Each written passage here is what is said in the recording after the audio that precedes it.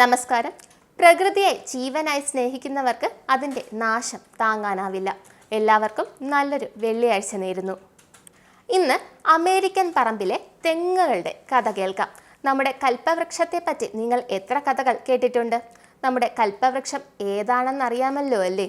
കേരളം എന്ന അർത്ഥവത്തായ പേര് എങ്ങനെ കിട്ടിയെന്ന് നമ്മുടെ വിദ്യാർത്ഥികൾക്ക് വരെ അറിയാമായിരിക്കുമല്ലോ. ഇനി അറിയില്ലെങ്കിൽ തന്നെ അധ്യാപകർക്കെങ്കിലും അറിയാമായിരിക്കുമല്ലോ. നമ്മുടെ കേരവൃക്ഷത്തെ പറ്റിയുള്ള കഥകളിൽ എന്നെ കൂടുതൽ ആകർഷിച്ചത് തെങ്ങിൻ ചുവട്ടിലെ നിധി എന്നും പണ്ട് സ്കൂളിൽ പഠിച്ച ഒരു കഥയാണ്. തെങ്ങിൻ ചുവട്ടിലെ നിധിയെ പലർക്കും കാണിച്ചു കൊടുത്തിട്ടുള്ള ഒരാൾ ഞങ്ങളുടെ നാട്ടിലുമുണ്ടായിരുന്നു. അദ്ദേഹത്തിൻ്റെ പേര് ഗംഗാധരൻ എന്നായിരുന്നു. അദ്ദേഹത്തെ എല്ലാവരും ഗംഗേട്ടൻ എന്നാണ് വിളിച്ചുകൊണ്ടിരുന്നത്. 4 പെൺമക്കളുള്ള ഗംഗേട്ടൻ മക്കളുടെ വിവാഹ ആവശ്യങ്ങൾക്കായി തൻ്റെ വസ്തുവിൽ നിന്ന് കുറച്ച് ഭാഗം വിറ്റു. അങ്ങനെ 25 സെന്റ് ഉണ്ടായിരുന്ന വസ്തു 5 സെന്റായി മാറി.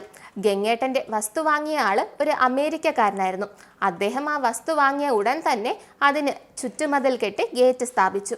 അങ്ങനെ അവിടം അമേരിക്കൻ പറമ്പ് എന്നറിയപ്പെടാൻ തുടങ്ങി.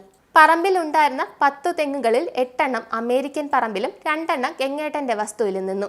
അമേരിക്കൻ പറമ്പിലെ തെങ്ങുകളിൽ വളമിടാനും വെള്ളമൊഴിക്കാനും ഒക്കെ ആളുകളെ നിർത്തി.